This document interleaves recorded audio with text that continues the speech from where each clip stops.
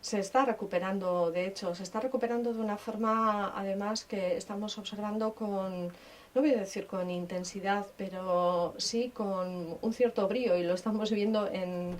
los indicadores que nos pasan desde el propio Departamento de Economía y Hacienda. La actividad industrial se está incrementando, las inversiones se están incrementando, los programas que tenemos en marcha en funcionamiento en estos momentos desde el Departamento están teniendo muchas solicitudes. Las solicitudes de instalaciones en nuestros parques industriales, en nuestros parques tecnológicos también se están viendo incrementadas, es decir, hay dinamismo económico.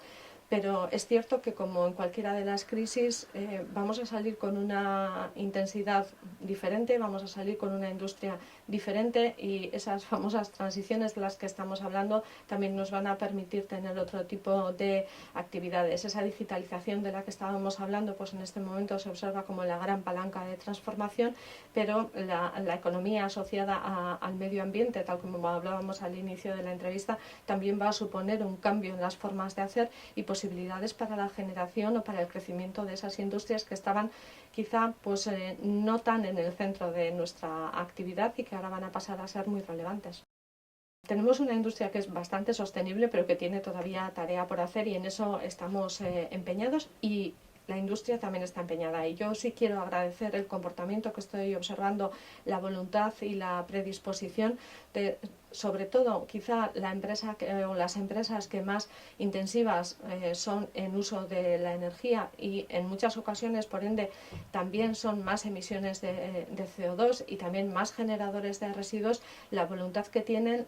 el trabajo que se está realizando con la administración y bueno, las ganas de ser realmente sostenibles y de producir muchísimas menos emisiones de CO2 y de alcanzar esa neutralidad, porque también a ellos les va la vida, les va el mercado en ser más sostenibles y en que sus productos bueno, tengan ese marchamo de neutralidad también climática, en ese sentido, de neutralidad en cuanto a emisiones de CO2. Lo hicimos y lo estamos haciendo todavía con todo lo que es eficiencia energética en nuestro sector industrial, y desde luego la neutralidad climática y la neutralidad en emisiones de CO2 está en el centro de las decisiones de nuestro tejido industrial.